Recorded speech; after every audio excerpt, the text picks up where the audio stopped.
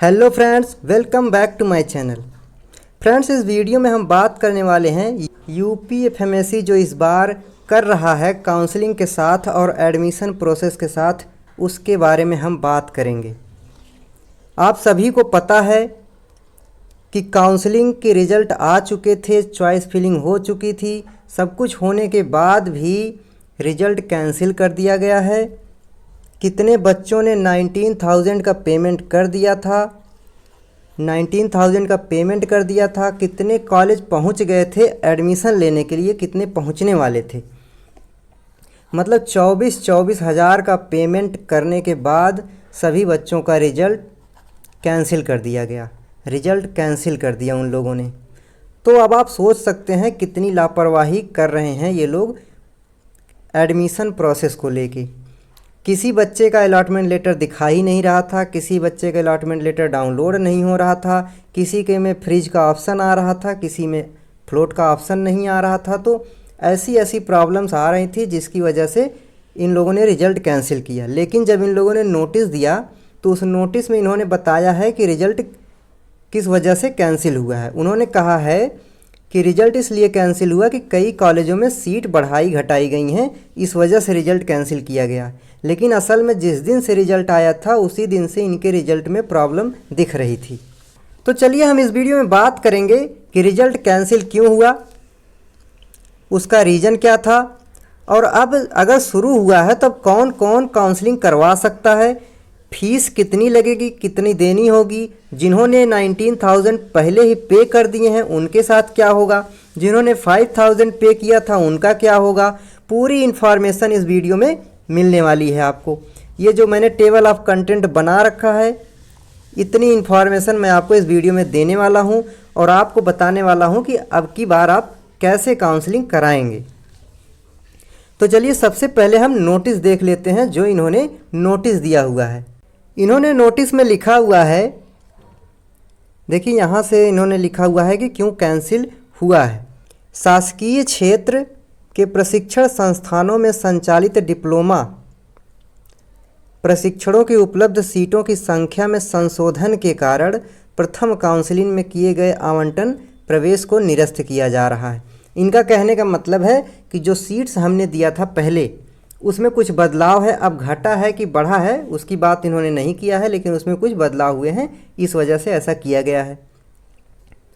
आज से यानी कि 2 अगस्त से 5 अगस्त तक फिर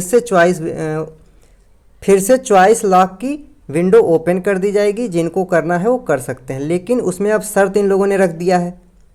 इन्होंने शर्त ये रखी है कि जो बच्चे पहले काउंसलिंग कराए थे वही अब करा सकते हैं। मतलब 5,000 पेमेंट जिन्होंने किया था सिर्फ वही लोग काउंसलिंग करा सकते हैं। जिन्होंने 5,000 रुपये का पेमेंट पहली काउंसलिंग में नहीं किया था वो ये काउंसलिंग नहीं करा पाएंगे। तो ये बात ध्यान देने वाली है कि जिन्होंने 5,000 का पेमेंट किया था वही सिर्फ काउंसलिंग करा पाएंगे। उसके बाद इन्होंने बताया है कि जो 19,000 पे कर चुके थे उनके साथ क्या होगा और कैसे उनका पेमेंट वापस किया जाएगा, कैसे उनका पेमेंट एडजस्ट किया जाएगा। तो उन्होंने कहा है कि अगर पहले राउंड में आपने 19,000 का पेमेंट कर दिया है, अब जब दोबारा काउंसलिंग हो रही है आपको कॉलेज मिलता है तो ये 19,000 आपको दोबारा नहीं पे करना पड़ेगा और पुराना वाला 5,000 भी आपको पे नहीं करना होगा। यानी कि आपको अगर कॉलेज मिलता है तो आपको कोई भी पेमेंट नहीं करनी होगी। लेकिन अगर आपको कॉलेज नहीं मिलता है या फिर आप कॉलेज रिजेक्ट करते हैं, कॉलेज अगर नहीं मिलता है या आप रिजेक्ट करते हैं तो ये 19,000 जो है ये जैसे आपने पेमेंट किया था जिस भी खाते से जिस भी ऐप से किया था उसी के थ्रू पैसा वापस आ जाएगा। तो ये नोटिस सभी के लिए इम्पॉर्टेंट है कि पैसा कैसे वापस आएगा। अगर आपको कॉलेज मिल गया फिर से तो आपका पैसा वहीं कॉलेज में ट्रांसफ़र हो जाएगा। अगर आपको कॉलेज नहीं मिलता है या फिर आपको जो कॉलेज मिलता है आप उसे रिजेक्ट कर देते हैं तो आपका 19,000 आपके खाते में वापस आ जाएगा। या फिर अगर आपने किसी दुकान से फॉर्म भरवाया था या दुकान से पेमेंट करवाया था तो ये पैसा उसके खाते में जाएगा, ये भी ध्यान रखिएगा आप। तो आपको उससे जाके लेना पड़ेगा, उसको बताना पड़ेगा कि आपका 19,000 पेमेंट आया होगा। चलिए अब हम अपने वीडियो पे आ जाते हैं कि अब आपको क्या करना है, आप कैसे काउंसलिंग करवाएंगे और कौन कौन काउंसलिंग करवा सकता है, पूरा प्रोसेस क्या है। तो देखिए, सबसे पहले रिजल्ट कैंसिल क्यों हुआ वो मैंने बता दिया आपको। इनके हिसाब से रिजल्ट कैंसिल इसीलिए हुआ है कि सीटों में कुछ इधर उधर चेंज किया गया है, बढ़ाया या घटाया गया है, इसलिए रिजल्ट कैंसिल किया गया है।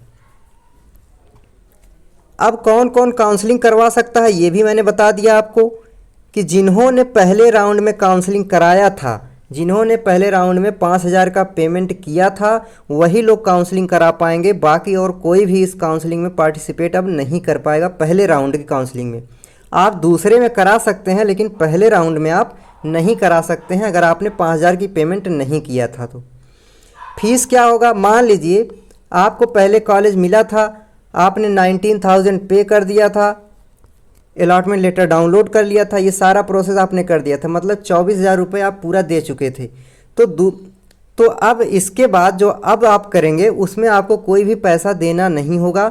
ये सारा पैसा आपका पे है पहले से, तो दोबारा कोई भी पेमेंट आप मत कीजिएगा। दोबारा आप पेमेंट करेंगे तो ये पैसा बेकार हो सकता है या कहीं जाके फंस सकता है।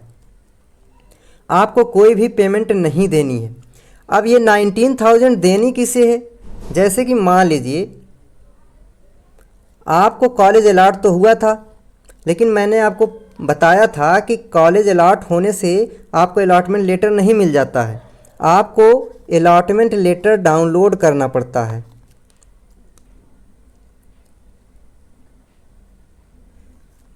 ये डाउनलोड करना पड़ता है, और ये डाउनलोड कैसे होता है, जब आप 19,000 का पेमेंट करते हैं। तो अभी काफ़ी बच्चे ऐसे हैं जिन्होंने ये 19,000 का पेमेंट ही नहीं किया था, 19,000 का पेमेंट नहीं किया था उन्होंने। तो अगर आपने 19,000 का पेमेंट नहीं किया था लेकिन 5,000 वाला किया था, तो आप काउंसलिंग करा सकते हैं। आप अभी चॉइस फिलिंग जाकर कर सकते हैं, चॉइस फिलिंग आप कर सकते हैं। तो इसका आपको ध्यान रखना है, अगर आपने 19,000 नहीं दिए हैं उससे कोई मतलब नहीं है, लेकिन 5,000 रुपये आप ज़रूर दिए हों, ये होना चाहिए। आपको सीट मिल गई थी, सीट मिल गई थी, लेकिन आपने 19,000 का पेमेंट करके अलॉटमेंट लेटर डाउनलोड नहीं किया था। अगर आपने अलॉटमेंट लेटर नहीं डाउनलोड किया था तो कोई बात नहीं, 5,000 रुपये आप दे चुके हैं तो आप फिर से काउंसलिंग करवा सकते हैं। अब हमने ये बात कर ली, 5,000 किसके लगेंगे, तो 5,000 किसी के नहीं लगने वाले हैं, ये भी आप जान लीजिए। 5,000 किसी के भी नहीं लगने वाले हैं। अगर किसी में लग रहा है तो आपके रिजल्ट में कोई गड़बड़ी है, आपके अकाउंट में कोई गड़बड़ी है, ये समझ जाइएगा। क्योंकि इसमें अब रोक लगा दी गई है कि जिन्होंने पहले 5,000 का पेमेंट कर रखा है वही लोग काउंसलिंग करवा सकते हैं। तो अगर जिन्होंने पहले से 5,000 का पेमेंट कर रखा वही काउंसलिंग करवा सकते हैं, तो दोबारा 5,000 लगने का कोई मतलब ही नहीं होता है। तो देखिए, मैंने आपको इस वीडियो में बता दिया है कि आपको कि कौन कौन काउंसलिंग करवा सकता है और क्या प्रोसेस है। मैंने आपको क्या क्या बताया है, मैंने आपको बता रखा है कि जिन्होंने 19,000 का पेमेंट नहीं किया था, 19,000 का पेमेंट नहीं किया था अभी तक, उनको 19,000 का पेमेंट करना होगा।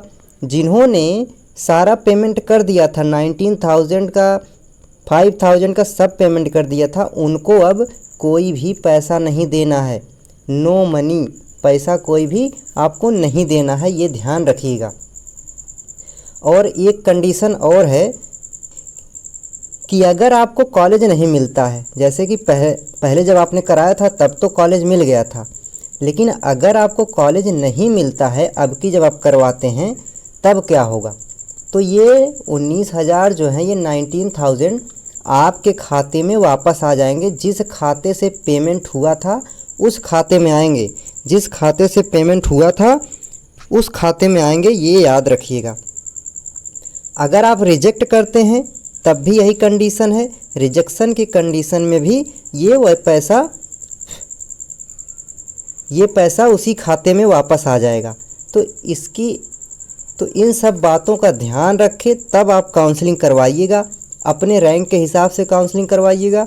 बहुत से बच्चों ने 5-5, 6-6 हज़ार रैंक थी उनकी, उन्होंने काउंसलिंग नहीं करवाया था।